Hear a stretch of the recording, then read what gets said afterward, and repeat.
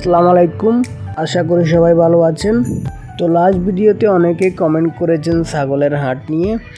তো শুধু আপনাদের কথা মাথায় রেখে একটা ছাগলের ফার্মে চলে আসলাম ছাগল কেনার জন্য। তো আসলে সাউথ আফ্রিকায় ছাগল কেনা হয় বেশিরভাগ কোনো পার্টি উপলক্ষে বা কারো জন্মদিন উপলক্ষে ব্রাই পার্টির জন্য। তো আমার ভালোবাসার মানুষরা কমেন্ট করেছে, তো এই পার্টিটা স্পেশালি তাদের জন্য। তো প্রত্যেকবারের মতন আমরা সবাই চলে এসেছি ছাগল কেনার জন্য। দেখতে পাচ্ছেন এখানে প্রচুর ছাগল, যেটা দেখি ওইটাই পছন্দ হচ্ছে।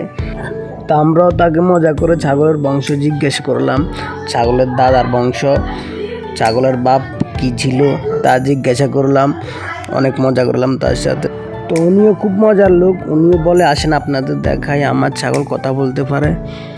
তো অনেক দেখাদেখির পরও আমরা ছাগল পছন্দ করতে পারতাছি না, সবগুলোই পছন্দ হচ্ছে, বাট একটা তো নিতে হবেই।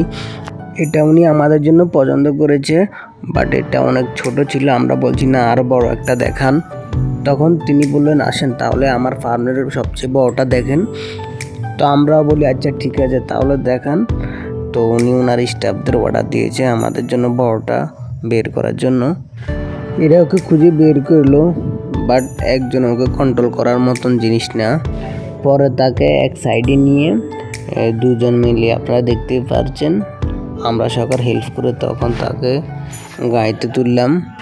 আসলে পুরো ফার্মের মধ্যে এটাই বড় এবং কি এটাই বস ছিল। অনেক কষ্ট হয়েছে তাকে আমরা গাড়িতে তুলতে।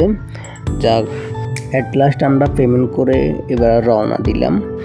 ফেসবুক গাইডলাইনের জন্য আপনাদেরকে জবাইয়ের ভিডিওটা দেখাতে পারতেছি না।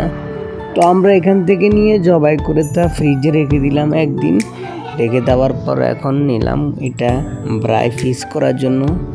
তো দু একদিনের ভিতরে আমরা বিশাল একটা পার্টির আয়োজন করতে যাচ্ছি। আমাদের প্রচুর ভাই ব্রাদাররা আসবে। আমার যদি কোনো ভালোবাসার লোকেরা দেখে থাকেন কমেন্টে জানাবেন, চেষ্টা করবেন অবশ্যই আসার জন্য। নেক্সট ভিডিও দেখতে হলে অবশ্যই কমেন্টে জানাবেন।